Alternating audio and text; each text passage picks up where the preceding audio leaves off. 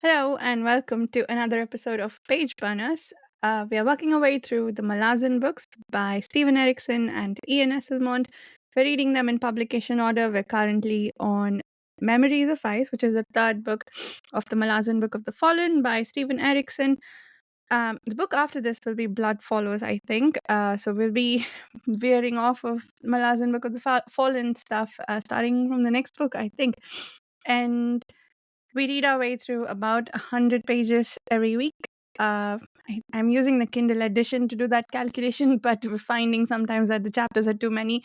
So, so today's discussion is going to be chapters 3 and 4, and next week we'll do chapters 5 and 6.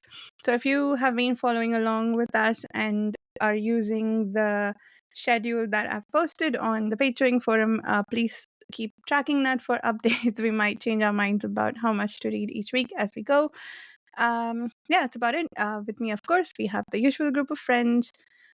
Oh, before I do that, I forget to do this every time. What am I most excited to talk about? I want to talk about Paran's perception of Tavor and what happened to Felicin. That's my topic for today. Over to you, Carl.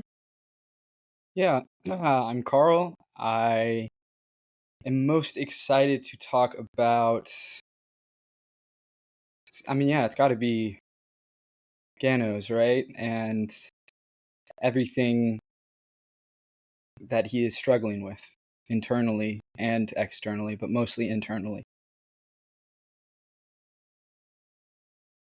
And I'll pass it off to Steve, is on my left. So, Steve. I'm Steve from pagechewing, and I think this would the obvious answer. I think is the relationship between the houses and the decks, and how it's all seemingly connected, which I'm not 100%, yet on. But I want to talk about Hairlock, and I'm not convinced he's dead. I don't believe it. He is alive. Hairlock lives. Yes. And Shannon. We have to resurrect the hairlock topic, just like hairlock has been resurrected. And in the third book, he rose again. And Shannon. Hey, my name's Shannon, and I am most interested to talk about the same thing Steve just talked about, the houses, the holds, because I think the lore that Steve and Esselmont both built into this series is kind of the stuff that I really enjoy, sometimes even the most. But to be different, I'll also go ahead and say, we learn a little bit about the Panian Domain that's coming later in the book, and there's some rumors about the tennis scoury and stuff that I thought were kind of interesting. Choice. Nice. I think chapter 3, if I recall correctly, starts in the Rivi camp. We meet Silver Fox, who is Statusale Reborn. Remind me, is this the first time we meet her, apart from knowing that she exists? So we meet her, and a very tortured mother who's called Maib. That's how I've been saying her name. Does anyone have a different pronunciation? Maybe. Maybe. Maybe. Or Mabe. Maybe, is that what you call her, or are you saying maybe, maybe? Sometimes I call her Maybe. It looks kind of like that. Makes sense. To those listening, it's Mhybe. I try to pronounce the H's, so I go Maib, but it's too difficult to keep saying. Anyway, because there are Hindi words that have the bh sound with that. Yeah. Anyway, Indian languages have that sound, but not with an M preceding it. That's just weird. Where was I going with this? So we meet Maybe or Mabe, and we find out she was the young girl that Kruppa met way back in Gardens of the Moon with Fran Cole and Karul. When they were in that dream. That's right. I do think we met Silver Fox very briefly, like right near the end of Gardens of the Moon. I think she was like a little toddler traveling around with the Rivi, but we didn't really know what her deal was. I mean, we knew Tattersail was reborn, but other than that, We definitely didn't know anything about Night Chill, which Mhm. is the other sort of, in many ways, the more significant reveal.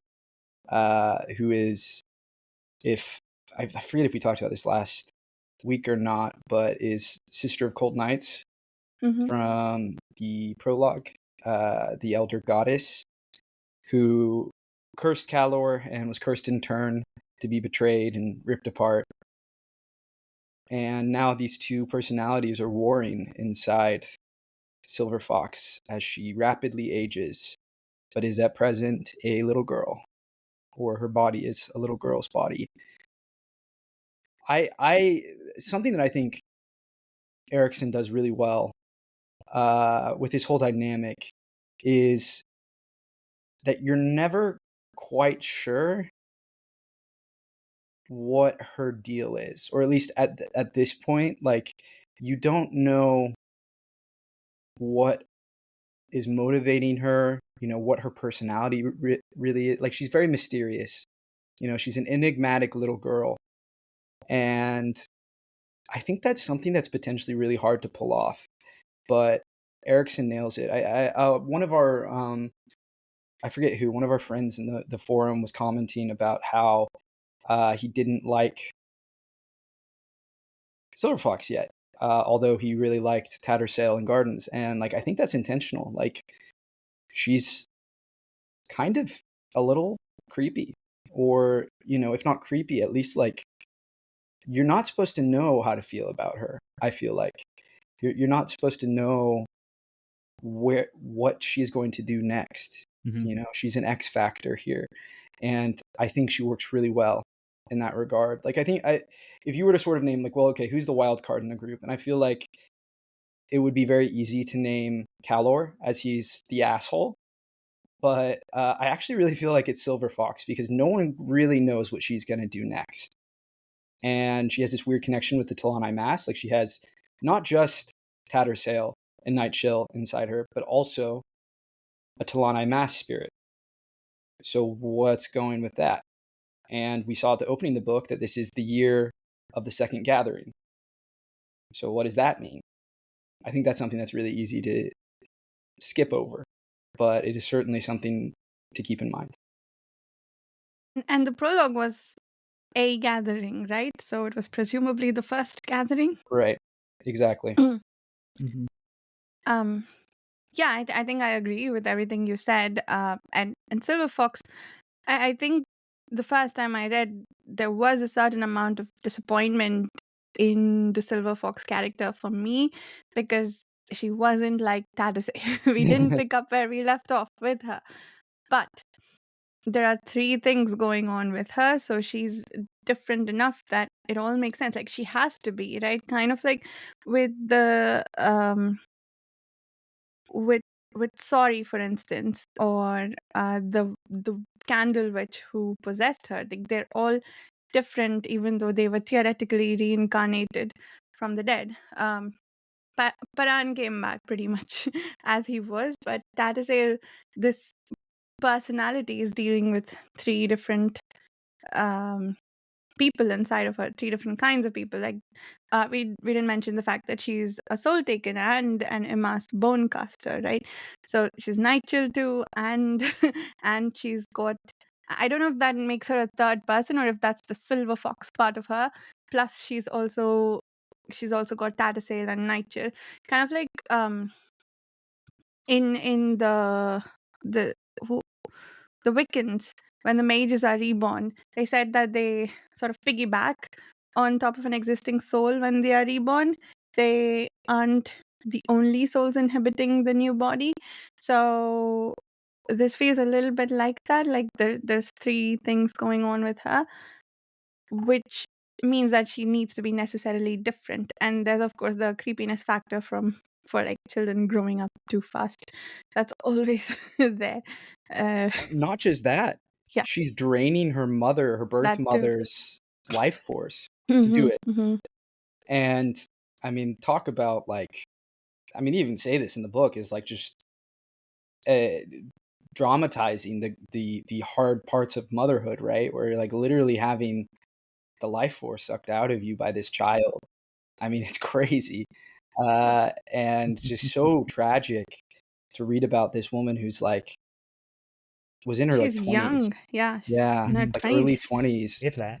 Yeah. and is now like an old woman. I love that character. I love the first time I read it, I immediately was like, I've never seen a character like this Hmm. in anything. And I think Erikson does such a wonderful job writing about her internal life. And she is so likable, but you sense her pain, right? And her anger. And it's just, I think she is just a phenomenal character. I love her. But I also, before we, anyone else adds anything else to, while I'm remembering this, I also wanted to touch on that, like, fantasy so often is like very much when fantasy is at its best, it's taking something very real we deal with, but that like doesn't have an external truth. So, where they're talking about like death, you know, or love and like embodying it, like making the metaphor real. And I feel that Silver Fox is in many ways sort of, I mean, sidebar, I'm sorry. Imagine pitching Silver Fox as a character to someone who doesn't know Malazan. It would be the most convoluted bullshit. Like, this is one of the hardest parts of like trying to like sell this series either to other readers, but even imagine it getting adapted. Like, imagine having to pitch Silver Fox to some Hollywood executive. Like, they would shit their pants. I can't even. Let's not even go to the sorts of notes they would give. Anyway, but I think Silver Fox as a What's character, hard to sell is like that creepy Twilight baby, right? exactly right. You got to have the weird CGI face, yeah. And we probably do it with AI now.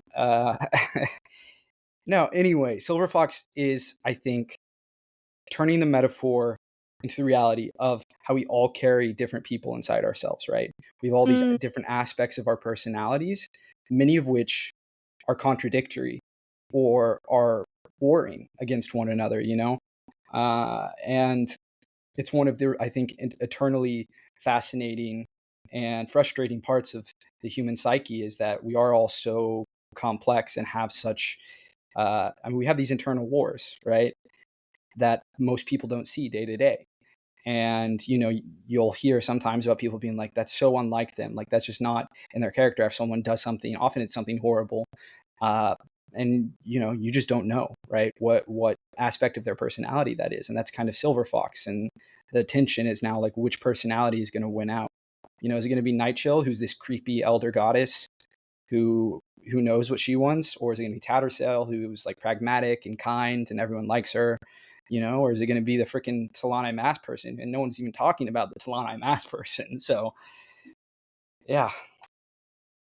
Yeah, no, I love that. I think with rebirth stories in general, I keep going back to Lord of Light, which I think I mentioned even when we were talking about Cloud Atlas, for instance, where the line that stood out to me, who I was then loved who you were then, like the way we change as people over time, like the conversation between Tatasay and Paran, for instance. Once again, very disappointed in it the first time because I wanted them to pick up from where they left off. I know a lot of people here aren't like invested in the Tatasay and Paran Boo. love story. Boo. I was, okay. I needed them to get back together. But I loved that they were practically strangers to each other in this. Like it was exactly how it felt like it should be, because they're both awkward, and it could be two people who broke up a long time ago and now are trying to find a way to talk to each other again, or just she's practically a different person and they're trying to figure out their dynamic. Well, she's not having that much trouble from what I can tell, but he is. and um and yeah, all of that stuff was done brilliantly. I think if you start reading Silver Fox like I did, hoping for Tata Sale, there will be disappointment, which there was for me. But thinking outside of that, I think she's just brilliantly construed as a character. And yeah, Silver How do you Fox. feel? Oh, Go ahead, Steve. I was going to ask you a question, but Oh, please say what you're going to say first. no, I was just gonna really. She kind of reminds me of someone who's reborn, who's not really themselves anymore. So she's not really Yeah. Tattersail. Tattersail's there, but there's also other people there. And with all the memories, it kind of reminds me of the non-men. That she's not really. For Mm. those of you who haven't read the Second Apocalypse, the non-men are people who have lived for a long time without spoiling anything. So it kind of drives them. They're different people. They have different kind of ways of looking at the world because of all that they remember. So she kind of reminds me of that. That with all the all the memories that she's has at her disposal, she's not really a person anymore. In addition to all the other things that are going on with her. That's what I was going to ask you. So this ties directly into what I was going to ask you, which is, Steve, you commented before about frustrations or feeling that someone who dies like could just like come back so easily, and sometimes that happens. And I was curious how this plays out for you in terms of, in some ways, this is a resurrection of Tattersail, although her personality seems to barely be there, if at all. And so I'm curious what you're like, how you feel about it. That's a good. So we have glimpses, right? Of she seems to remember people if she liked people or disliked people or trusted someone, didn't trust someone. And Tattersail kind of struck me as someone who the story wasn't told yet. It didn't seem like it was complete. It didn't seem like an arc. So in that sense, I don't really mind that she's back, or at least in part back. But there are times when someone dies, I wish they'd kind of stay dead. I think it would increase. It would have kind of raise the stakes a little bit and kind of give a little bit more kind of weight to death. But uh, but she's not really her anymore. She's in there, but at least so far. I don't know if it'll change, but So in short, it works for you. yeah, because Like you it find, isn't just a one and one. It's not just like a oh hey, what's going on, guys? Like, do you have an Advil? You won't believe what I just went through. Um, so it's a little different. So it's not exactly her. It's it's a piece of her, but it's still used in a different way. yeah, I feel like if you're gonna do a resurrection, so often the best resurrections, or the ones that I like the most, are the ones where the people come back and they're not the same, and there are real consequences, and there's a real tragedy to that. And this is definitely an example of that. She is not who she was in every sense of the word, and it's very interesting that way. And there's a lot of tragedy, right, with her relationship with Ganos. I mean, I don't like it. I just feel like it's not earned, but it's weird because it's one of those that, like, on paper, I could be on board with. Like, I like them in my head, but then I like read their story in Gardens of the Moon, and I'm like, they knew each other for all of like 2 days, and they had sex once, and Ganos is acting like his life was changed forever. And I think there's a reading of it that, this is a very intentional kind of, this was a guy desperate for connection, and maybe specifically like feminine connection, coming from a family where, he was surrounded by, two sisters and his mother. And maybe he, was sort of seeking that out in a more adult, romantic fashion. But it just comes across as forced to me. Like it's like we're supposed to be feeling things that I just do not feel. And it is definitely one of the weak points of this book and this series as a whole for me, is Ganos and Tattersail, and Silver Fox in this case.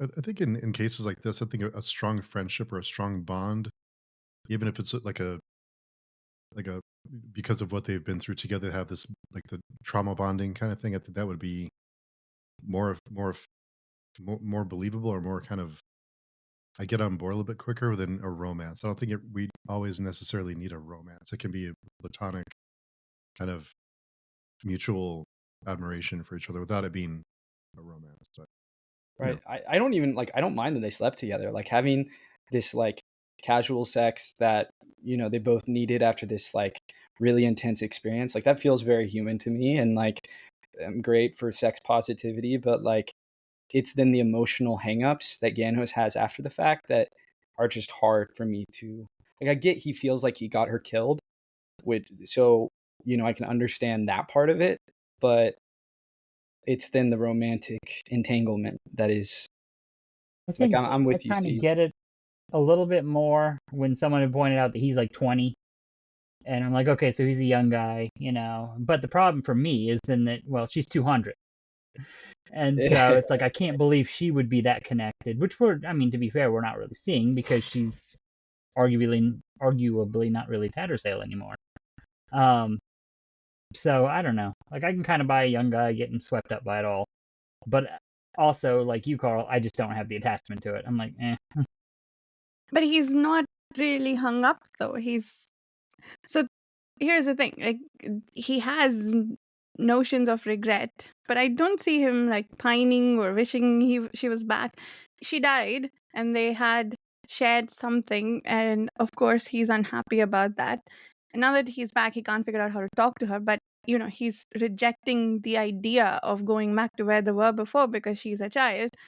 And it's and that is only seeming to come from the suggestion that Whiskey Jack gives him that this might be something you're interested in. And he's like, heck no.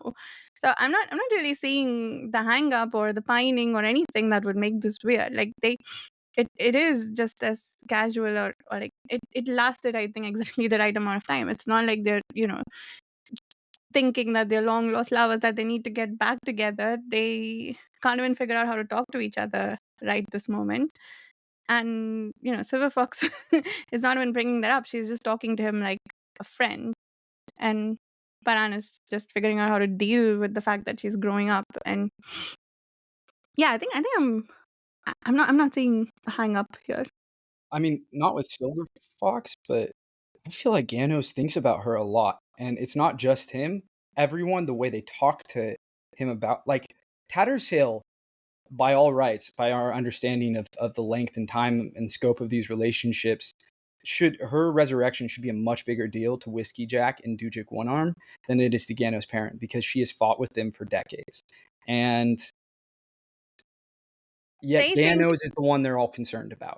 And Ganos is right, the one they're all like, oh, this guy, like, watch out for him. Like, Ganos, I'm not sure how you're going to react to this. Like, it to me, he is very much center stage in terms of the tragedy of her coming back, not the same. it's because Paran has been having these weird dreams, and Whiskey Jack or someone concludes that it's because of Tatasay, and he's mourning her. And he's like, hey, look, I'll give him information that might help. Like, that's them reacting to how he's behaving at the moment, not what they I think they conclude that the relationship was more serious than they thought, and so they're trying to help him, but not realizing that his problems are coming from elsewhere. I think there's some truth to that. I mean, I agree he's not telling them the depth of his problems. But he does think about her, and he like aches and yearns with her. I mean, he explicitly thinks about like being disgusted with himself for still like kind of yearning to have a physical relationship, this attraction to Tattersale, even though she's now embodied in a child, and that there's revulsion there because the child is not who he's attracted to. He's attracted to the woman he knew, who is somewhere inside the child. Yeah, but I feel like that's just something you might think about if you find out that one of your ex-lovers has come back, not necessarily someone you're pining over. Like, it's just a strange conversation to have. I mean, that's fair. Yeah, I agree with that. I definitely agree with that. But I don't know. I just feel like he does. He does yearn, and I think about her as he's standing around, which he does a lot of in these chapters. He just stands around and broods a lot. Like, it's actually kind of hilarious if you take a step back and think about how often Perrin is just standing there and thinking, and we're just with him as he's thinking his thoughts alone. The man's having a hole drilled through his stomach. Yeah. Very relatable. Actually, he should be bent over, not just standing. Shannon, I'm sorry. I definitely interrupted you earlier. What were you going to say? Oh, I was just going to kind of go off what you were saying earlier. And what the thing I really liked in this with Tattersail or with Silver Fox is that our protagonists, they're all talking about, oh, she's got Tattersail, she's got Nightchill in her, and we love Tattersail. She was great and honorable, and Nightchill we don't know so much about, and she's kind of spooky, and we want her to lean towards Tattersail. But they're all kind of, I'm not sure the answer is either or. Like I think the answer to Silver Fox is and. Like she's both of them. Like it's not strictly just Tattersail reborn. It's Tattersail's soul has been reborn in this person who's now both. And so she's her own unique creation. Absolutely. I think that is absolutely, if these people were, I mean, I don't know. I think they have an understandable fear that this creepy elder goddess could take over, especially being so powerful and could just dominate the personality, and who knows what that makes her. But like, I think that's an understandable concern, but I also think that it is a little bit wild, or I don't know if wild's the right term, but like, no one is considering that maybe she's just going to be something else that is a combination of these, right?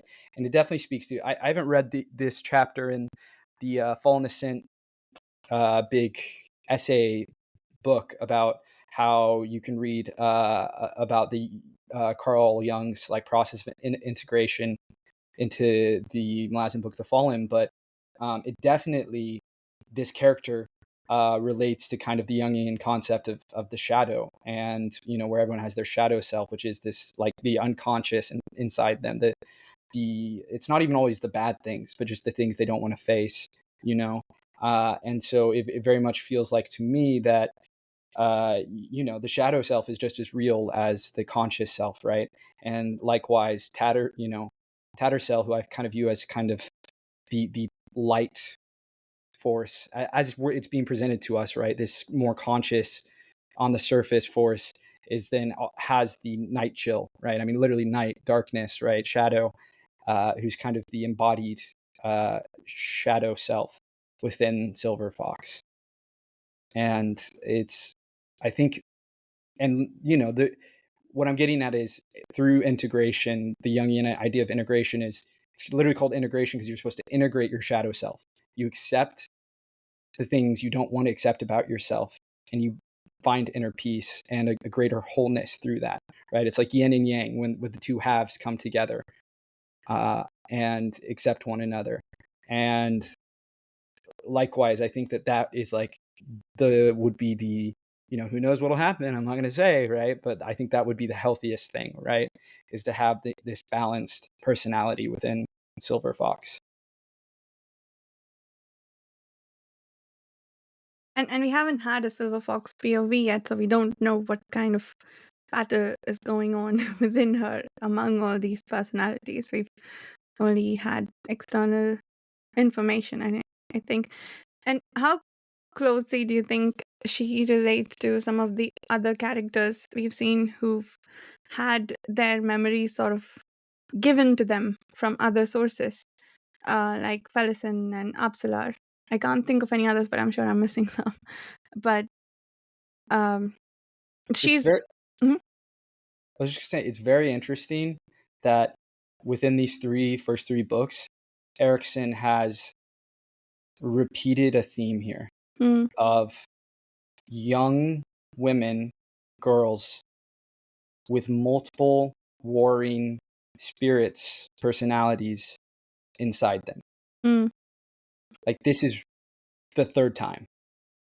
And I'm sure there's some masculine equivalent somewhere. But it's definitely notable that this is, like, for whatever reason, is something that Erikson, like, it's an idea he really gravitates towards. I wonder if he was doing it consciously. I kind of get the feeling, the fact that it repeats so frequently in so few books, that it wasn't, and it just kind of appeared. And the interesting thing about it, I mean, maybe it's part of what he calls his elliptical writing, right? Where he likes to return to the same ideas through a slightly different lens. And that's definitely what it does. And so it works for me, because all three individual characters do feel like they have ultimately different conflicts and different storylines ultimately to play out. But I do think it is notable that like they are consistently girls. Not even like adult women, but girls. Hmm. That's a great point. Yeah. I'm trying to think if there are any male equivalents. Crocus comes to mind, but if not explicitly, there's at least the coming of age aspect of his Right. story. But It's just not like he doesn't have an elder god inside him, hmm. or any god inside him. Like that's really kind of the key feature here is none of I feel like we're probably forgetting something really Oh, obvious, see, but yeah, I didn't no, get please. this the first time, but like Nigel is pretty old, much like whoever's possessing. Um, we don't know yet about the goddess who's possessing Felicid, and Right. No, exactly. mhm, Exactly. It's like we were introduced to this concept in book 1 through Sorry, and then he's like, "All right, now I'm going to do it in this different way in book 2, and then mhm, this different way in book 3." It's interesting, and again that it keeps coming up with these adolescent girls. I mean, Silver Fox isn't even an adolescent at this yeah, point, but yeah. she will be before long. Mhm. With the rate at which she's aging. And the Maib will disappear. I don't know how to say it. That's so hard to say. But notably though, this was set up in Gardens of the Moon. It's not something he just did in this book, No. right? Yeah. They talk in that scene where where her soul is transplanted, so to speak, about how it carries two souls. And at the time, I don't think we fully knew what they were talking about. That the child will be interesting because of the fact that there will be two souls within her. And I think the fact that she was um, what put together inside the Delanamas Warren made her a bone caster too. Which also they mention, I think, in Gardens of the Moon. The bone Yes. caster bit. Yeah. Yeah, they Yeah. do. It's cool. I mean, look how much there is to talk about, right? That like, this wasn't our number one, any of our number ones, Yeah.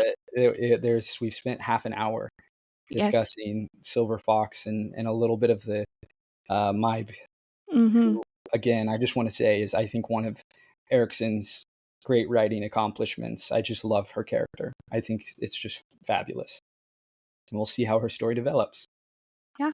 And she's a testament too of how experience ages you just as much as age, right? Yeah. Because she's in her 20s and I have to keep reminding myself that she is that young because her thoughts are not those of a young person. They are someone who's been through a lot, who's very much, speaking of women warring with things inside their Yeah. minds, she's struggling with her love for her daughter, with the fact that she has to give so much of herself up in order to let her daughter grow well. Any But other thought? Or yeah, sorry, please. go ahead, No, go I, ahead. I was just gonna say, any other thoughts on her, or do we want to move on to the next little bit? Yeah, I think we can move on. Yeah, there's gonna be more to talk about them anyway because uh Calor's immediate reaction to Silver Fox, I think that was interesting, which again I didn't get my first time around because I did not make the Nightchill Sister of Cold Knight's connection. So he's angry that she's one of the cursed people, but they seem to have some history beyond just that curse, right? Because it can't be just that made him so sure that she's bad for everything, not just for him. I don't think what I missed the first time around, which I think I'm seeing now, is that he's not wanting to hurt her out of personal interest. He seems to genuinely think that she will cause harm. And I don't think I know yet why he believes that. Well, and I wanted to ask, do we believe that, or do we think that this is personal because he knows that Nightchill's part of this concoction? Hmm. Because I wasn't sure. Like I was kind of thinking this was entirely personal, and he'll say whatever he wants to say to kill her. I mean, I think that makes sense. He seems to be exactly that kind of vindictive person because he blew up his continent rather than give in to whatever they were about to come do to him. I figured out my issue though with why I wasn't so willing to just say that he was clearly in the wrong, because there's this Indian mythology is filled with stories about these sages or like people who decide to do penance for some boon from a god, right? And then the king of gods, Indra, always decides at some point that this person, if he gets the boon that he wants, he will grow more powerful than me. He gets all jealous and then sends down some apsaras, like some ladies, to distract them. And so, Classic. yeah. So it's like, distract them from their penance so that they won't get their boon. So the fact that it was three gods and several mages, all powerful people who wanted to dethrone Kalor, is giving me pause. Like, I don't know how he ran the kingdom, but it and I believe them that he treated them poorly and whatnot, but I do wonder if there isn't a case of he's going to get too powerful for us to deal with, and he'll get more powerful than us, so we need to destroy him. If there isn't at least a little bit of that element in it, that's why I was skeptical about just taking that situation at face value. I'm sorry. Am I getting the sense that Varsha is a Kalor apologist? A little bit, Excuse I me. think so. I think Breaking so. news. That's what it sounds like to me. I think so. Well, I've been the Lysair apologist in the other series, so I'll do the Kalor apologism. And I think it's Kylo was not a interesting. tyrant, according to Varsha. I think that you may be onto something to some degree. I mean, I struggle to not think he sucks just on the blunt fact that he was a tyrant, and that seems like pretty explicit. I mean, unless we're supposed to believe that it's the elder gods who wrote that story, but I don't think so. And then on top of that, I mean, and someone who like conquers a whole continent is like, that's not a nice person, right? Yeah. Like they're not the most heroic character. On top of that, he's just an asshole. Like he's just That's true. nasty. That said, I love him. I think he's great. He's a great character. I love whenever he's on the page because he's always going to be spouting some hatred, and I'm here for a little bit of hatred. And yeah, no, I have. And Are it's we? sassy hatred at the Is it? So I know there's a big theory about Kalor and his past, and I can't remember if this is something that's confirmed later on, or if this is just something that certain readers have interpreted from the text. Shannon, do you know what I'm talking about? The big Kalor theory? I mean, no, I don't know about a book Kalor theory. I have read more Kalor in some of the Eslamont books, but I can't think of any what you're talking about It exactly. is to be as keep things vague. Is there ever any sort of reveal that he did not do things he's accused of doing? I don't think so. I don't remember, but I don't think so. Okay. So in that case, then I think this is just a theory. I don't think this is explicit. So where does the crippled god fall? On the continent Kalor On rules. Jakaruku. No, I thought it was Yeah. somewhere else because Kalor destroyed his own continent, right? No. The Well, same he continent. was falling on Jakaruku. Pieces of him fell all over the place. And But that was explicitly, where they were calling him down. right, Because that was where the explicitly, pieces where they were. the trying to capture. mages summoned the crippled god to wield the crippled god's power to fight Kalor. So it was essentially this revolutionary group ripped down the crippled god, causing magical nuclear apocalypse upon the continent. And the theory I've seen put forth is that Kalor did not actually wipe out his empire. He was just the only survivor of what happened when the crippled god fell. And he was so devastated by it that he said, yeah, fuck it. I'm responsible for all this. You're going to blame me anyway, right? Like, fuck you, and he's basically in shock. And he's lashing out in the prologue of Memories of Ice. And that he maybe still sucks, but didn't commit genocide. Although he obviously claims he did. He owns it. And so I think it's an interesting question, right? Because we do know that what it looks like, it's like a nuclear wasteland. Is that something Calor is even capable of? Doesn't seem like it. But we do know that something that can and did cause that is the fall of the crippled god. And it's like, again, it's so explicitly a nuclear wasteland in that like you get like Chernobyl imagery, right? That this thing becomes the Imperial Warren where there's ash falling from the sky everywhere. And I'm like, can Calor really nuke a whole continent? I don't think so. I think it's the crippled god. I mean, not intentionally, but his fall is what did it. And Calor then was just like, it just makes too much sense to me to not believe that that's the case. And I don't think there's been a big reveal about that one way or another.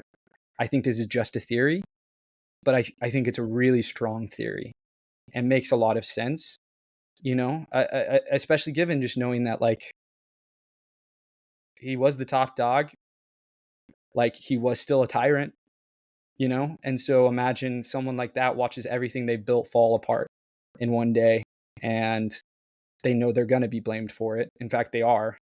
The Elder Gods immediately assume Calor did it. And so, yeah, he's like, yeah, screw you. Look at me. Look at what I can do. This is what I do to people who try to take things away from me.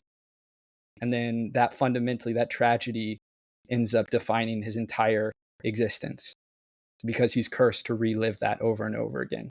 That everything, because that's important to remember, right? Is his curse isn't just that he's going to live forever. It's that he's going to live forever and all of his plans will fall apart. He will never know success. Didn't the elder gods know about how the cripple god was brought down and where they fell? Roughly, yeah. I mean, I again, as Shannon mentioned, the pieces fell all over the place. So maybe they weren't clear on the particulars. But yeah, that makes sense. That makes sense. I will say one thing you said, Carl, was that you kind of like him, and I will say, I do actually kind of like Calor. He is an asshole. He's awful, but I don't know. There's something about him. I kind of like him. I definitely like him a lot more than Malak-Rel, who is inarguably less awful than Calor. Yeah. But I still, I just still hate Malak-Rel even more. I don't know that Malak-Rel is less awful than Cal. I mean, I guess it depends. We don't know. Well, Calor did. It's more personal to us because we read a book and how he hurt people that we knew, versus this guy who did, I think, allegedly did much more worse things to people that we have thousands of years ago that we don't know anything about. And it's off screen, right? So it is easy to kind of brush that aside. I just want to return to what you were saying, Varsha, though, because I think that's a really interesting reading of it. And if you even want to go so far as to call the theory that the Elder Gods, like a big reason, maybe their primary motivating factor here for them deciding to deal with Calor once and for all, is because they didn't want him to ascend, because he was on the edge of ascension. Yeah, that he could get more powerful than all of them, and they are worried about him taking over. I mean that is a possibility. Like I was explaining the reason I went there before that, because Indra just keeps an army of Apsaras to keep sending down to people who want boons from the Trinity. Anyway, my point is, I think there's incomplete information in this, and some. But and you know what? I would have sworn that the continents were different, where the cripple god came down, and where they went to curse Calor. but I guess not. It was Jakuruku where that color ruled, right? Yeah, it's one of those weird things where, like, we're told the crippled god got summoned down onto this continent and nuked the continent, and then in a different POV, we're told Kalor wiped out everyone on the continent. Hmm. And so it's one of those, like, we have clashing stories about it, and it's easy to kind of get Yeah. mixed up about that, because I also did not understand that until this read. And I only understood it also knowing the theory, which I had read, I believe, on Reddit. because there's also the comparison, they say, where the pain from this continent, it felt like physical pain and it felt worse than whatever happened to, I forget if they were talking about what the cripple god was experiencing or about the aftermath of the fall of the cripple god on the planets or like on the continents where he fell. Let me see if I can find that line. But Well, while you're doing that, I also just want to highlight, if the elder gods do in some way act to harm people that they consider a threat, because mortals, humans who are becoming too powerful, that gives you another idea of not only potentially threats, forces coming up against Shadow Throne and Cotillion, potentially off screen, but things they're possibly dealing with.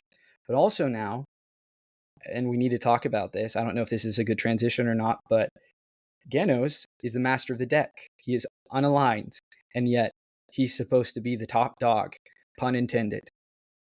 And damn it, Varsha, you're muted. So now it just sounds like my joke bombed. Sorry, that was hilarious. His joke did not bomb. Oh. Thank you. I Say it needed the again. I'll try to validation. laugh as hard.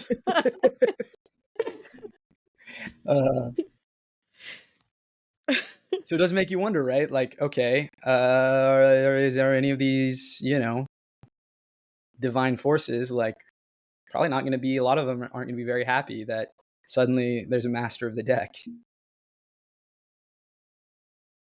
Yeah, and it's unclear. Yeah, I guess he is the top dog. Thanks, Carl.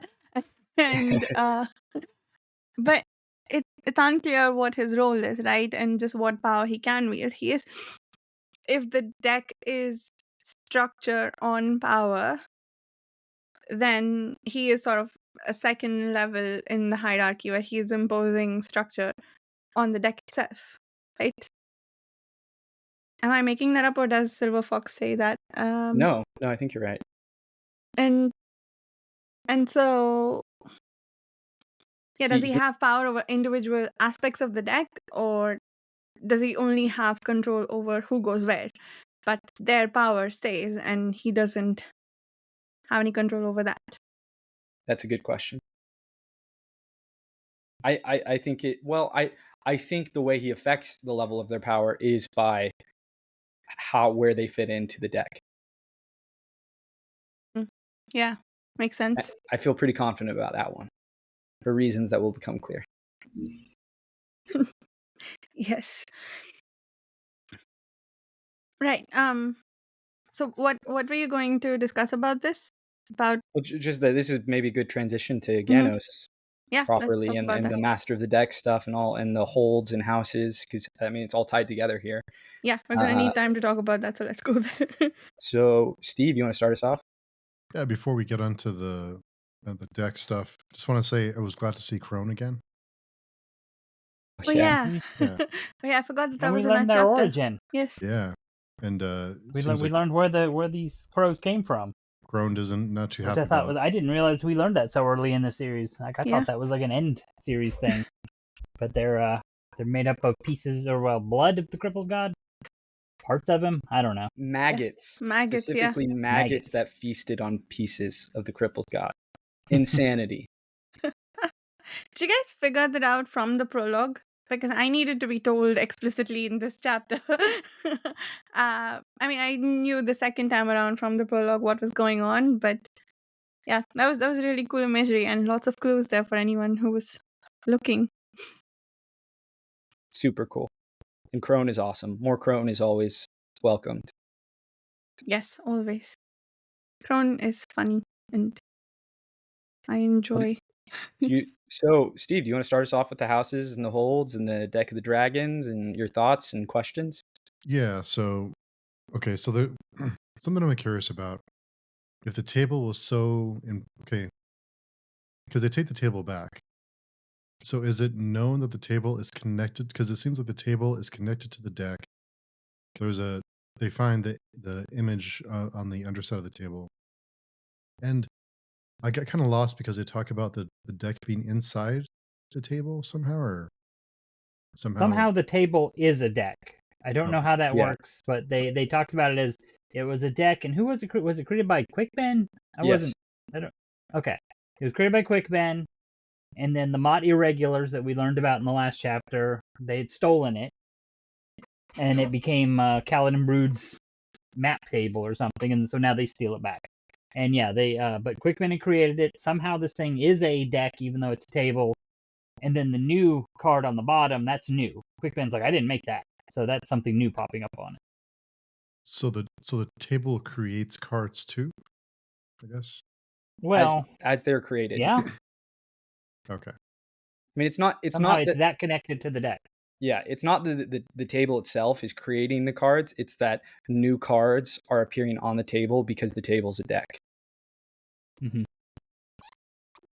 And they do talk about a little bit about how it seems like so it's also somehow connected to Warrens too, right? Because they talk Yep. about different rooms in the house, or was it rooms or was it houses that were doorways Well, to they other start talking places? about how some of the houses that are in the deck may actually be the houses that we've seen. The like dead house is like the house of the dead, is the high house death.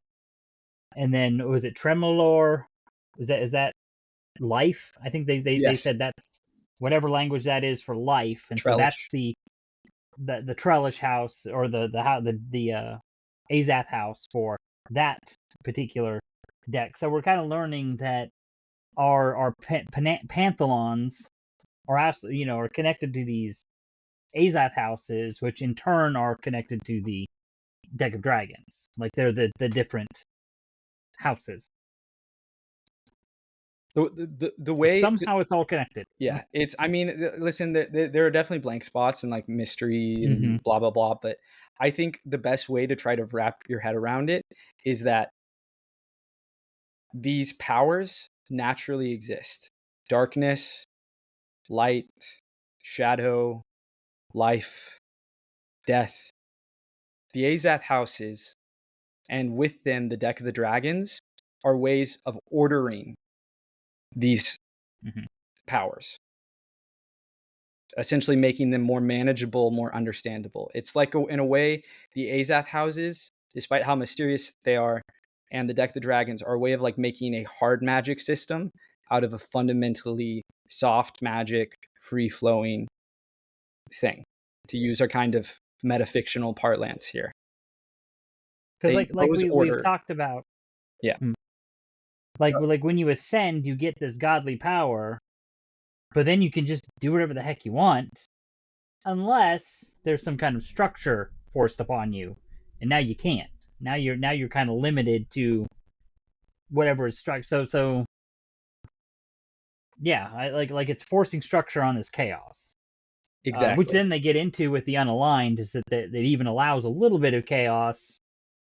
I don't know why. I can't remember what it said.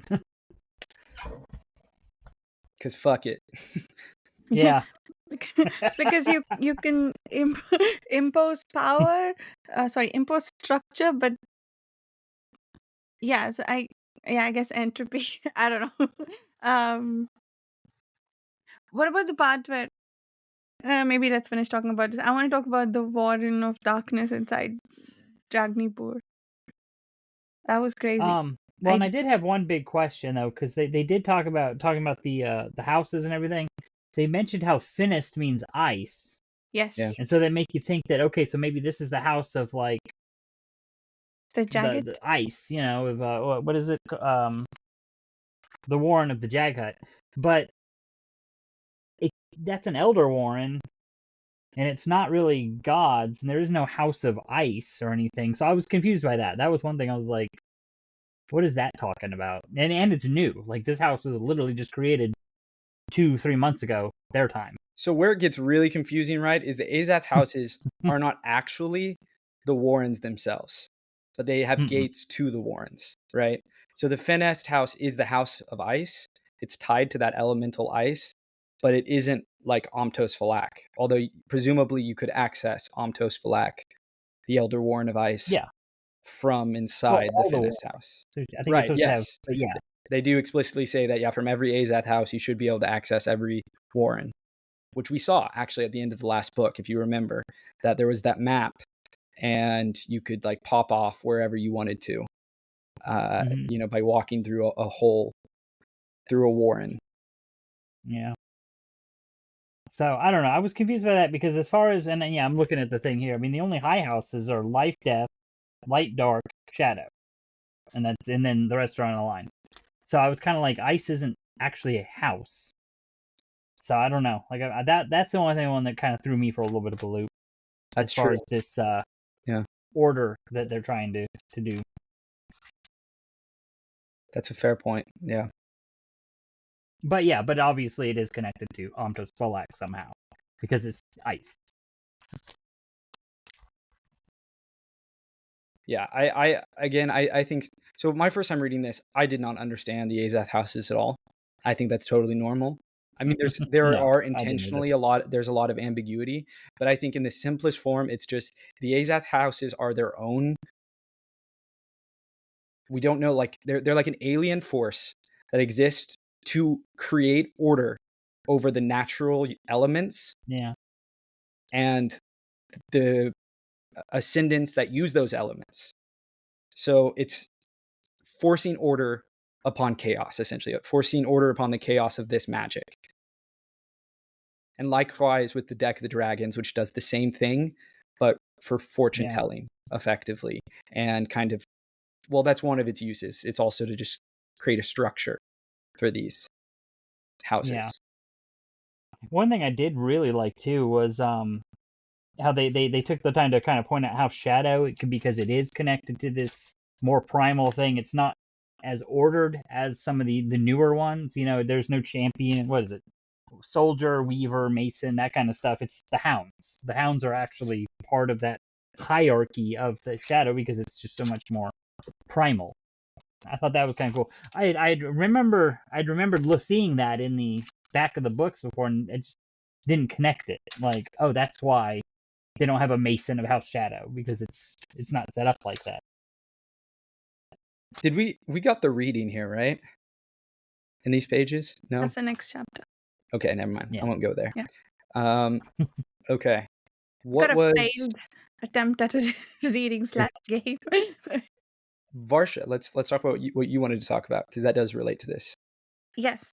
So I thought that was really cool and like went way over my head the first time around. And I think I will understand Toll the Hound so much more now. Now that I know this. I had no idea what was going on in Toll the Hounds, the conclusion of it. So I have more hope for it this time around. Because I know some things. The so so Warren holes or like rips in gates to warrens need souls to close them. This has been established twice now, once in Deadhouse Gates and once with Mon. And we are told explicitly that the souls inside Dragnipur are helping keep the gate to Kurald Galain closed. I don't see why I didn't understand that the first time around, but I did not. Or maybe it was just too much in-world lingo for me to get it. But the rip is so massive that it needs all the souls within Ragnipur to keep it closed. And maybe Rake needs to keep feeding it more souls to keep it close because they're not going anywhere. And now, apparently, Paran has created some kind of vulnerability in it by letting the hounds escape, which they went, presumably, into Kural Kalain. And we don't know what happened to them. But now he's dreaming houndy dreams, which may or may not be them at the hounds making their way through that realm, which is all immensely cool. That all of that setup led to this payoff that I did not even get my first time around. It does It's okay. beg a I think question. Hmm. Why is the gate to Kurald Galain sealed? Why did Draconis want to seal the gate to Mother Dark's realm, and presumably to Mother Dark? And then, now he's one of the souls chained to the wagon explicitly, right? Keeping it sealed. Why did he do that? this series, I'm gonna go ahead and I don't know the answer, but I'm just gonna guess and say angry ex-girlfriend. He wants her to stay away. Locked her away. Bad Locked her away. breakup. Like I don't want to deal with her. Yeah, he had a bad breakup with her, and was like, I need to do everything I can to make sure she doesn't get to me. Yeah. But I don't know. It does add an interesting. So what would be his original plan then? If we're thinking that his original plan wasn't this wagon, was it literally just Dragnapart was going to kill people and send him straight to this rent? And then Yeah. he changed it to so that he wouldn't die. Yeah. I mean, that's the only thing I can think. it would have maybe permanently locked their souls away in the gate. I feel that's the. So he came up with this kind of Yeah. midway place because he was like, well, maybe this will give me a chance to escape or something. Figure something out. But Varsha, I was going to say, don't feel bad. I think the reason this series is so rereadable is because, Steve, it's like right here. We're reading it. We're, you and me and Carl, we're rereading it. And it's right there. It's so blatant. He lays stuff out. But then it's like, it's going to be like a million words until this becomes applicable again. And we will long forget it or we would have. The first time we read it, we will have long forgotten this by the time we get to it. And it's like, oh yeah, way back, 4 or 5 books ago, they set up something that now pays off. That's fair. Yeah, that makes sense. But I like the understanding that I'm gaining now from both what happened later and from what was set up in the first 2 books. Oh, I totally get why people talk about this series being so rereadable now. Yeah, Like now, yeah. in fact, even the first book, second book in, I was like, I get it. Like why people keep talking about they enjoy rereading this series because I don't usually reread things. Like usually I read a book, okay, maybe if it's a really great book, 10 years later, well, I mean, I just reread Game of Thrones, like a year or two ago when I was kind of in a slump. I was like, I need a book I know I like, and I reread it, and I was like, this is great. But like that's kind of a special case. But this, I'm like, oh yeah, I see why people are so fanatical about rereading like this series, like because it's just, yeah, things you see things the second time through that you just didn't see. You realize how much of the things that felt like Erikson was pulling shit out of his ass was actually like very well planned and actually was like given to you. Like he like explicitly would tell you things and you realize you just forgot about it because there's so much going on, which is normal. Like that's not a fault of the first time reader, like we inevitably, I know Steve has talked about, and I do think that this was also for me my first time, my biggest struggle, just in terms of there's too many characters to keep track of. So you kind of just have to get attached to who you do and move on, and so there are lots of characters that you just won't remember, and therefore there will be events, scenes, even whole concepts that you'll just forget. You'll read it, you'll be like, oh, that's cool, and then you won't see a payoff for whoever knows how long, and so you'll forget about it. And then by the time it comes around, you're like, what the hell is he doing here? Like, this is really cool, but I don't understand what's going on, And that definitely, I think, is a normal first-time reader experience in this book series.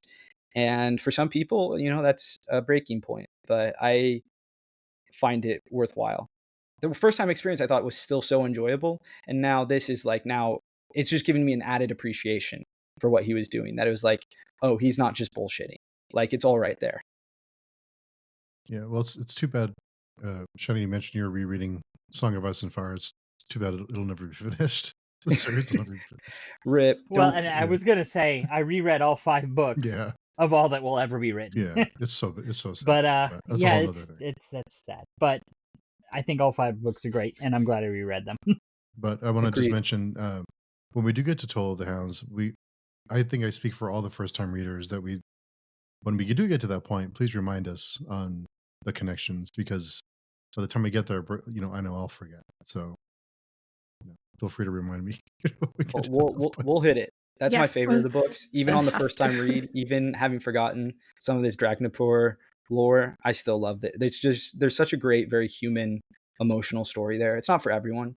There's a lot of we won't get into that. That's getting way ahead of Yeah, ourselves. yeah. It's I think the most divisive book of Yeah. all 10. Like you love it or you hate it. I love it. I love it. It's like probably my number 2 book, but I do know some people hate it. So we'll get there when we get there in 2027.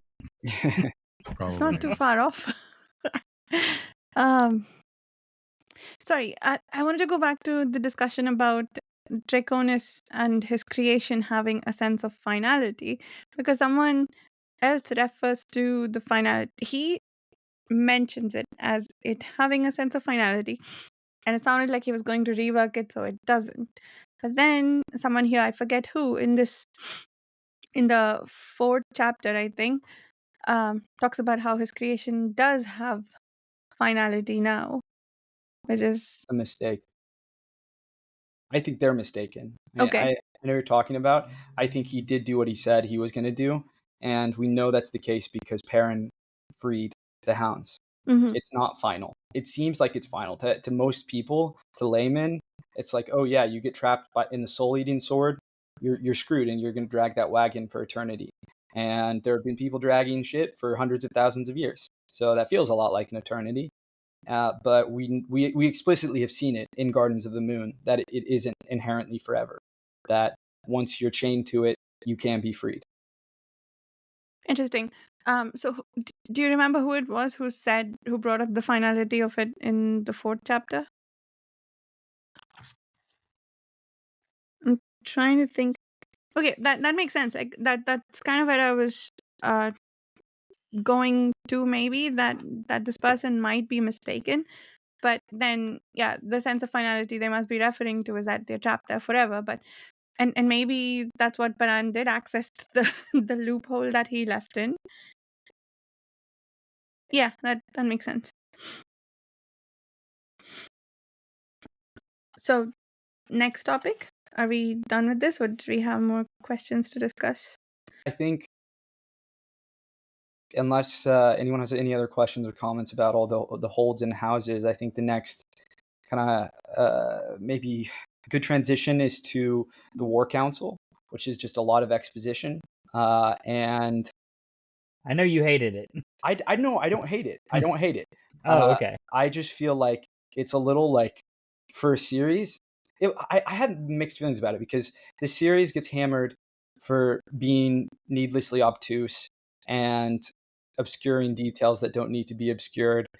And Erikson fights back by that. And he's like, it's just his style, and he trusts the reader to piece things together and all that. And then it's like, well, everyone's wrong here because Erikson flat out gives us all the information in one giant info dump in this chapter. Now, I think you get away with it because, one, this is book 3 in a series. 2, it's at a war council where they would be discussing these things, so it feels natural. And 3, a lot of the information is new, so it at least has that like relevance. That said, I did feel like it like kind of dragged a little bit, like them just being like, oh yeah, this is this group who does this thing, and this is how they relate to us. and blah blah blah, and it just did that like over and over and over and over again.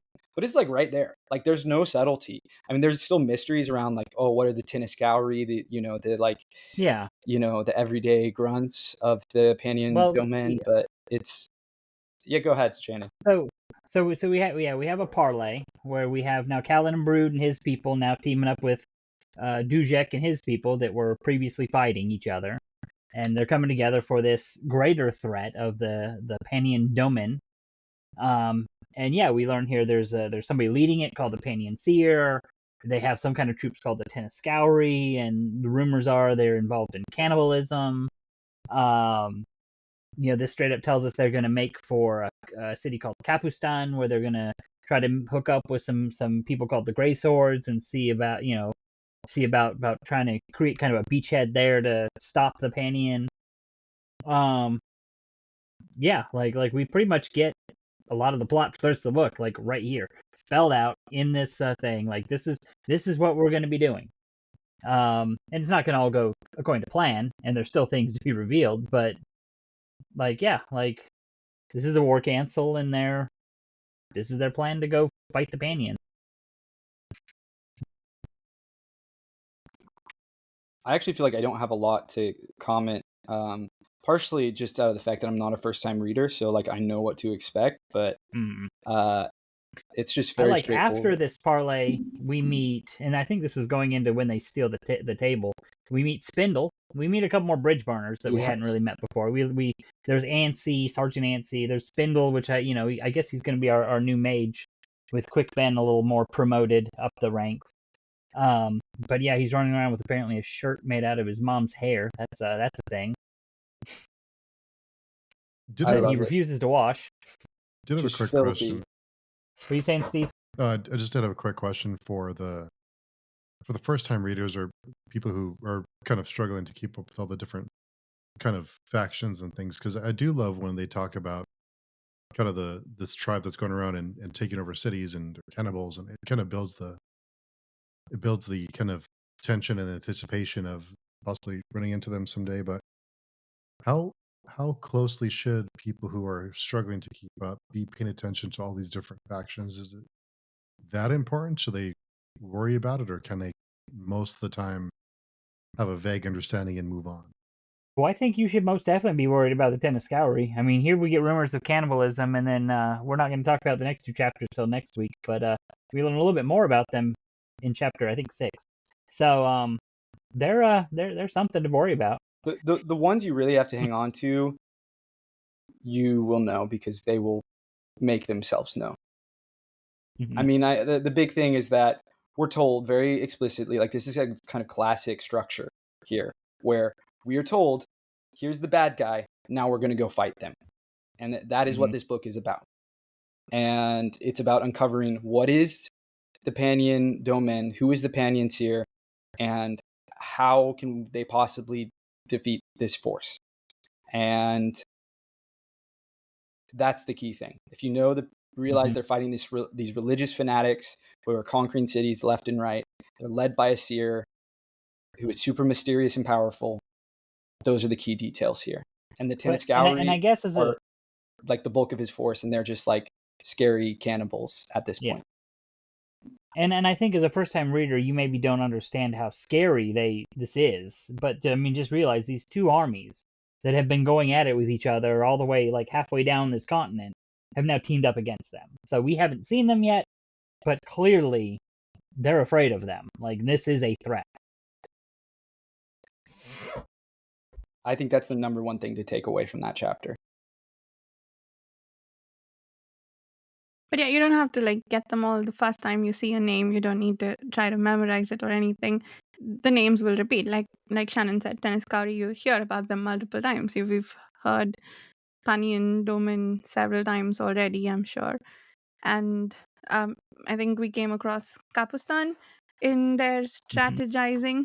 You'll notice the next book is called Kapustan. So you can be sure that anything that's important, we'll revisit enough to be reminded of it. These things will make themselves known. You will not be able to forget or miss the things that are crucial. I think that's really important with this series. Like, you have a lot of characters who maybe do kind of important things, but are in some way sort of on the side of the major events or the major thrusts of the story. But like the things you really need to know, like, we keep talking about the Tennis like, you will know them when you see them, and you will not be able to forget them because they do things that are unforgettable. Say that again. There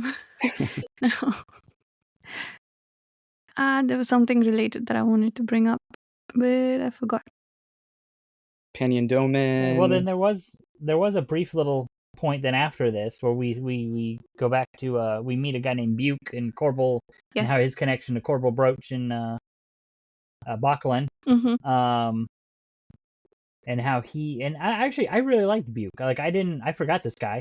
So he's a little dude, he's from Darujistan. Apparently he was drunk one night in a gutter and his family died in a house fire. And so he responded to that by sobering up, but now he puts himself in dangerous situations as a caravan guard. Like he's guarding the most dangerous people. And what's his name? What's our main guy with that? Granted. I'm blanking on his name right now. Gruntle. And Gruntle's thinking how like this is intentional, that he's trying to seek like a honorable death or something. But yeah, but Buke, he's like, oh yeah, Corporal. Or which one is he thinks is the murderer? But like there was a series of like murders in Darujistan right when these guys were around. It's Was it Backlund? Emancipor Reese. Or wait, no, is that the slave? I always mix Yeah. up the No, names. that's the slave. It's Corbel either Corporal Broach. Broach or Backlund. Corbel Broach, thank you. Was it Corbel Corbel? Broach is. So yeah, so there was, which I thought was cool. Like we got like serial killer fantasy story here, where we got it's like apparently they were in Darujistan, a bunch of murders, and Buke's like, oh, it was this guy. Like I'm sure of it. And so now he signed up to be their guard because he's kind of like following them. So I thought that was neat. Like even though it seems disconnected from everything else going on, I was like, I don't know. I was like, this is like really cool. What a Like like this little guy Buke. Erikson just has an endless repository of cool ideas. Like that book, that could be a book in and of itself, right? Is the serial killer and his necromancer buddy, creepy as hell, traveling around, and then they hire on a guard who secretly wants to kill them because he wants to die doing something heroic. He's like seeking retribution and not retribution even, although a bit, but redemption. That's the word I was looking for. Redemption and death. Like that's an amazing story right there. A premise for a story. That's so cool. And this is just like a subplot in this giant war novel. Oh, I love it. How are we feeling about Gruntle and Stani and Harlow and Buke here? And all these characters at this point in the story? Steve? Anyone? So I'm really curious about Steve, yeah. Yeah, because the rest of us have read it. We kind of know where this is all going. Really, I just thought, well, okay, more characters to keep track of. Fair enough. I mean, that's kind of Fair enough. But I like him. I like Gruntle. His, I love Stani, Manakis. Just her, I don't know, just her Yes, personality. Yeah. she's great. I love the irreverent dynamic between them, right? Mhm. And it's very similar, but just different enough from the Malazan soldiers. And like that conversation between Paran and Whiskey Jack, where Whiskey Jack's like, I think we should get you promoted just so this confusion you seem to be having about who's commanding whom gets cleared up, and you'll have reason to Yes. talk to me that way. So yeah, I like the complete sort of. I mean, there is respect where it matters, but in that conversation, there is a certain irreverence which I love. I love that subcurrent, both in the soldiers and in this group. I have a question for you, Steve. In this subplot with the mercenaries, Gruntle, Stani, Harlow, Buke, and the merchants, including Karuli, who is a sorcerer, and then we have the creepsters, Corbel Broach and Bacalin, and their slave Emancipor Reese. Auckland being a necromancer and the more like kind of giving, Lord Dracula, Gothic Lord, Evil Lord, necromancer vibes, and Corporal Broach, who looks like a thug and is in truth a serial killer. What do any of those characters stand out to you as ones you're particularly interested in? Have any of them latched on to your brain? No, not yet. I'm just really trying to keep up with all the different names and interactions. So none of them have really stuck out, and kind of related to what we talked about earlier with the factions that matter will kind of continue to come up, and will kind of be they'll have an emphasis on each one of them. I kind of feel the same way about the characters. Is when a new character is introduced, I thought, okay, well, I'm going to take a note of them, but if they're important, then they'll come back around, and then I'll start paying more attention to them. Favorite bridge burner? I guess the easy answer is Whiskey Jack. That's valid. Yeah. Whiskey Jack is valid. Well, we're getting the first hint. Oh, or is that next chapter too? Which one? Quick Ben goes to. We met Corlat. I know that much. She's Yes. just kind of distant, but she seems nice for a T Standi. And, she kind of cares about Silver Fox a little bit and cares even more importantly about the Mybe. Mm-hmm. Is it chapter 4 where we get the first hints of a potential romance? No, okay, that's got to be chapter 5. All right, well, I didn't spoil it in detail, but I all but did that, so hopefully that's not a big deal to anyone. Anyway, Steve, I'm curious, what are your, at this point in the book, we're really early on. We're really just at the period of setup. Not a lot has happened yet. What are you most interested in? What are you engaged with the most? Who do you like the most? You mentioned Whiskey Jack. What's got you going about this book? Paran mostly is the one I'm most interested in, and to see how he evolves. And I think he's trying to kind of gain respect from the group and trying to kind of fit in when he came from royalty, and also what he's been through with Hood, and what is it in end of book 1. It's actually like near the start of book 1. Believe Yeah. it or not, it's Oh, wow. crazy. Feels like a long It's in the time first ago. half. But Yeah. yeah, so all that he's been through, and also knowing that his sisters, he doesn't really know all that happened with Ellison just yet. So I think he's been through a lot, and I think seeing him evolve and kind of see where he goes, he seems like a major character. At least that's what he's been, kind of what I see him as someone who to pay attention to.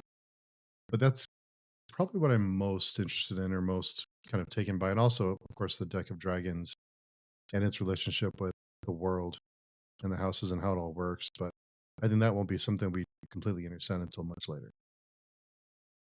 How do you feel about Silver Fox and the Mybe right now? I'm not sure. I'm kind of, yeah. I think I love all the different mages and like bone casters and necromancers. I love all that stuff. I just wish we'd see more of it, like more of their kind of power. Okay. Well, I think this is a good transition, as Steve was talking about Gano's fraught, internal psyche and his relationship with his sisters and his family and the tragedy of what he learns about. Varsha, do you want to take the wheel from here? Yes. I thought that was. Varsha. uh, I thought that was a very interesting um internal monologue, the conversation between Tujek and um Paran, and how Paran sort of struggles to mourn his family. I mean, he is, but then he's also there is a coldness to Tavor, which we are already familiar with, because she thought she was doing something to protect her, but she was able to steel herself enough to send Felison off to an awful fate, which Paran knows, and he also thinks that she will do anything to keep her power, which is interesting. We'll need to sort of think about that and find out if that's true or not, if as we get more acquainted with Tabor later on. But but yeah, like the coldness that apparently he's been trained with, that he's been ingrained with, which we've seen in Paran, which we've seen in Tavor, and which we maybe see a little bit in Paran, where he's not able to shed tears for his family. How easily he seems to be accepting that his parents died and that there's nothing he can do about it now. And but It maybe is, it'll come out in other ways. yeah, it is interesting that he accepts it very quickly. You're right. Like, it's not that it doesn't emotionally impact him. Like, it hits him really hard. Mm-hmm. And I loved that. But I actually also loved that he kind of just like accepted it. He didn't go through the denial stage. He just immediately it was a very soldierly Mm. way of handling it. Like, oh, they died. Of course. Yeah. And then meanwhile on the inside, he's like desperate to have his mother hold him and thinking about how we're all children at the Mm. end of the day. Yeah. Yeah. I mean, I could be projecting, but it almost gave the impression of like, okay, I need to deal with this, so I'll get out of here. So I'll say whatever I can to get out of here quickly. And and meanwhile, Dujek is trying to explain what happened to Felicin, and he's like, if she's dead, just give it to me straight. I don't need to hear the rest of it. But yeah, I thought that was that moment. And these are the people that we are most acquainted with over the course of this book, right? Like they are who individually we've spent the most time with. Him and Felicin, like members of this family. So their his reaction to what happened to the sister, I thought was very interesting and and heart wrenching. You know what's a motif we see again? Mm-hmm. The armor. Yes, Keeping yes, the exactly. vulnerability Yeah, in. Same exact yeah, yeah, motif with Felicin, right? When she was yeah, talking about the armor she wore to hide how scared and weak she was inside. That's her coldness, right? But for Paran, for Ganos, it's the armor of adulthood and right. soldiery in this case. And I think it's interesting too, because so often when you would see this talk of this armor hiding the inner weakness, the inner fear, the inner grief, it's often attributed in stories to male characters exclusively, and often as a product of their masculinity. Where here it's not that; it's a product of like survival in Mm, Felicin's case, and here with Ganos, it's not. Again, it's not because he's a man and he's fulfilling some certain gender role in that regard. It's because he's a soldier, and he has to keep that. And he's not just a soldier; he's a captain, so he has to look strong in front of everyone. So he has to, shove it all down. And then he can walk out onto a barrow, which is as literal symbol as you could get for what he's dealing with. And sometimes the series is not subtle at all. And, just weep. And I don't even think he cries. I think he just like, no, there's no way he'd cry because that would go against his entire thing right now, which is he's pushing everything down, right? He's burying all of his emotions deep. And he's tearing through the lining of his stomach as he's doing it. Kind of I love this boy. what you mentioned, Varsha, was one of my favorite quotes related to what you said earlier about it was death and dying make us into children once again. It's great. yeah, yeah. That was beautiful. And yes, I noticed the recurrence of the armor imagery too, and it was brilliant how they both mirrored the same thought, but also it was just ever so subtly different, but with the same motivation, which is to hide the bleeding within.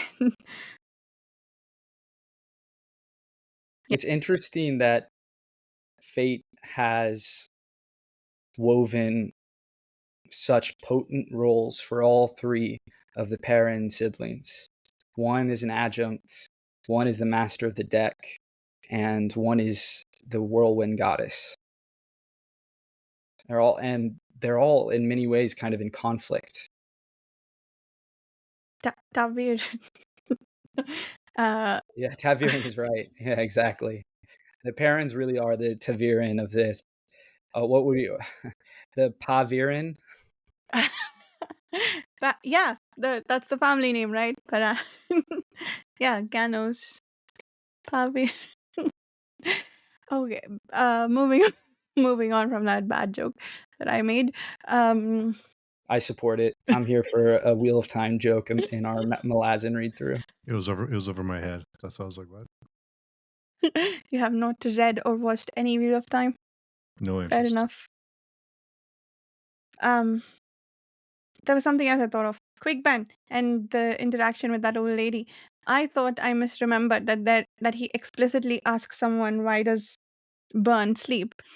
Because in the previous chapter we were kind of told that she does and what's going on with her, but then he goes to an old woman, a witch lady, to get more details, and that was the chilling moment I mentioned when he says, he straight up asks, why does the goddess sleep? Was it just me, or did anyone else get chills from that? Oh, I did. I forgot about all of this stuff, and I love it because Burn is one of those big mysteries for me. I forgot the scene of like earlier on with her sons, her creations, who are dying to the crippled gods' poison, and seeing her ribs. They're holding up her ribs like Atlas holds up the sky. It's just powerful imagery, so unique, and also just like I a little detail that I feel like, well, I don't know. Here's a question for you. Do you think the calendar is accurate? I don't think Byrne fell asleep 2,000 years ago. If Byrne falling asleep, say like Byrne being awake means the world blows up. Like, I don't think she just like, I don't know why the calendar starts 1,700 years ago or 1,100 years ago. It is. I think that may be a mistake, and that something else happened, and they decided to say Byrne's asleep, but Byrne's been asleep for a much longer time than that. Just their conversations around it, like, it just doesn't make sense to me, because Byrne didn't ascend 1,100 years ago. We get the sense she's been the planet and the goddess of the planet, Mother Earth, if you will, for a long, long, long, long time. Hmm. Yeah, there was some stuff there that I was wrestling with too, because she what's the word? Yeah, if her waking up means that the planet blows up, she was awake before, and the planet didn't blow up. Life sustained on it. Was she awake though? That's what I'm saying. I'm Was not she convinced she's ever ever awake? been Is the awake. question? No. I think she's just been dormant so long as she's been this goddess. And before then, maybe pre-goddess, she was awake. Because Byrne was a person, presumably, before she was a goddess.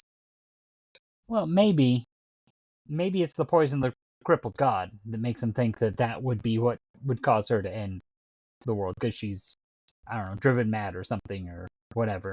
Then if she wakes up now, she will destroy. But before it Yeah, was maybe this has sort of changed her a because she had to go yeah. to, because it says that she went to sleep because of the poisoning of the crippled god. Yeah. So maybe she was showing signs of something, and Well, that's why it was like, oh, we got to put her down. The calendar is definitely wrong then, because if she fell asleep because of the poison, that was 100,000 years ago, and the calendar starts 1,000 years ago. Oh, but So 100,000 years ago is when the poisoning started. I think we talked about this last weekend.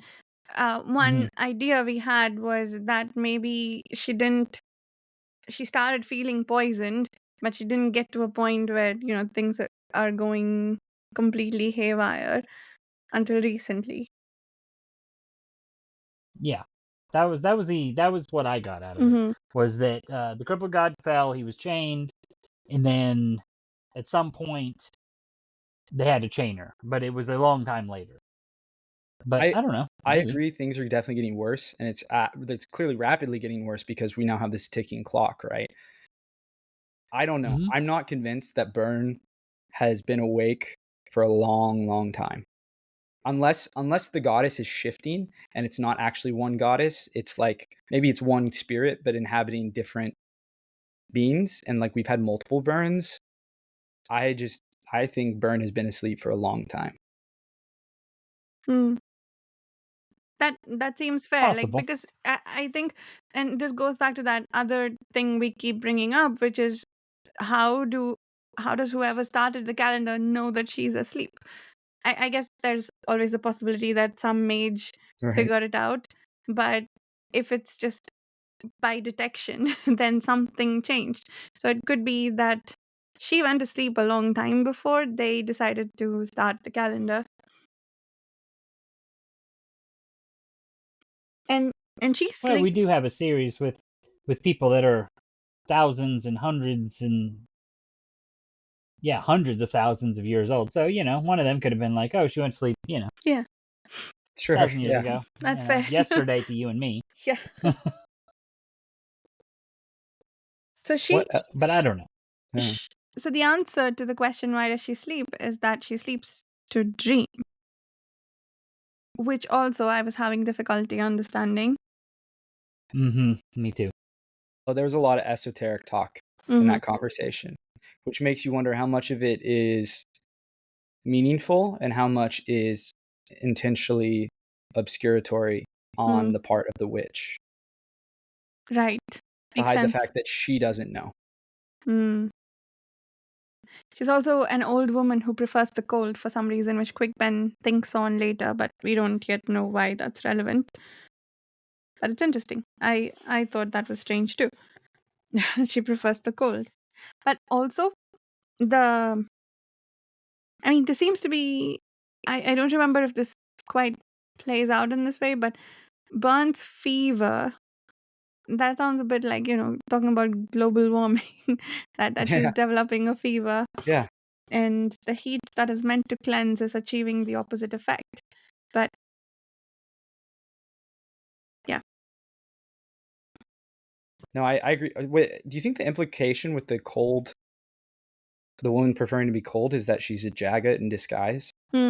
That's possible. That seems possible, yeah. Could be. But I'm trying to think if we've I ever don't seen know. a Jagat glamored.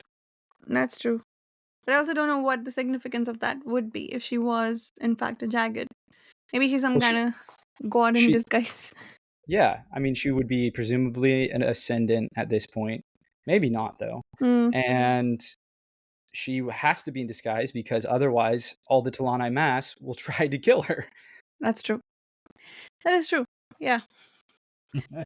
And there's a bone caster in the area too. Cool. Do we get any talk and tool and no, none of that in these chapters? No, I don't think so. No Lady Envy? Unless there was anything in chapter 3 that I don't remember. All right, no, I don't think so. Okay, we'll hold on it then for chapter 5. No. Yeah, I think we've about covered everything of significance in these chapters. Okay. Was there anything Good else? work, team. I think we hit really the major things. Are we ready for quotes then? Yes, let's do quotes. I'm gonna pick one. I will pick one. I will not fail. Do I have one? I might fail. I've been mostly highlighting information stuff. I don't have any, except for the armor one. Armor encumbers, restricts the body and soul within it, but it also protects. Blows are blunted, feelings lose their edge, leaving us to suffer not but a plague of bruises, and after a time bruises fade. Oh, I like this. Okay, yeah, this is kind of the opposite of Felicin, because Baran is protecting himself against external blows, and Felicin's armor is to give blows because she's hiding herself. So true.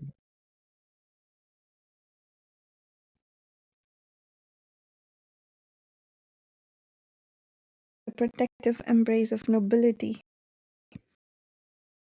I'm desperate to find a Maibi quote.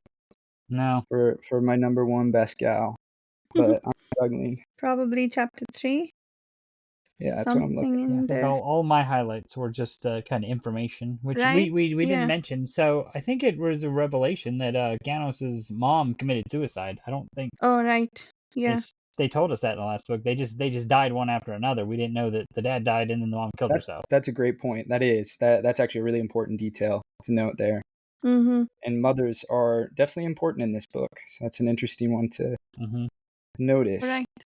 Yeah, and he doesn't flinch at that too. He's like, yeah, that makes sense. She No. would do that. Yeah, without dad, sure. And crone, what do you guys make of this? That the crone cherishes and loves the Maib. I love it. I think calls her what does she call her? Hollow pot, something like that. Fragile pot, broken pot, something Oh, yeah. clay pot. Clay pot. That is very sweet and also a depressing name for a woman. I'm not gonna lie, very very depressing. Although I know it is a pet name, but that's bleak. But there was also some person that Silver Fox takes note of who accompanied Dujek to the War Council. Artantos. Do you guys remember who that is? I do remember, and like he's clearly someone, and I could not tell you for the life of me. I've read this book twice before this. This is my actually third read through. I have no idea who the hell that guy is. So I'm excited to rediscover whatever Yes. his deal is. I remember who that guy is, but I won't say anything. Okay. Yeah, I'm excited for that reveal because he's like immediately flagged. Literally, he's the standard bearer, and Yeah. yet he just seems so unimportant. It's crazy. Among all who possess memories, whether as individual or a people, life's lessons are ever the same lessons. This was Corlat, I think. And also, in all that is to come, think on forgiveness. Hold on to it, but know too that it must not always be freely given.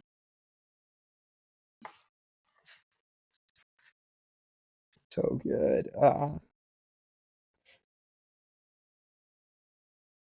Did you find it? No, this is rough.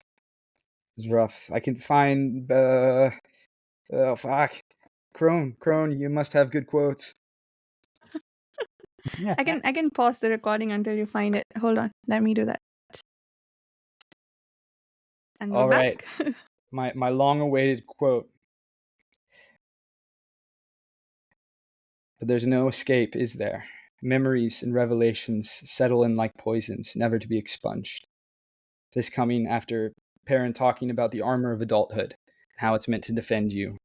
But Very at the end of the nice. day, the memories cannot be expunged. Seems very appropriate given the title of this book. Memory is a major theme, so I like that's that. right. That is right. How the memories, the stories of our of our past inform our today.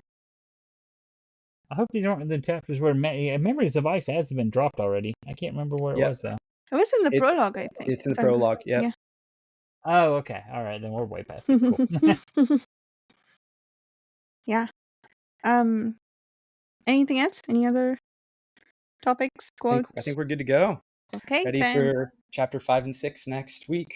Yes, we will be chatting about chapters 5 and 6 next week for anyone following along with us. And for the rest of the schedule, please check out the pagechewing forum.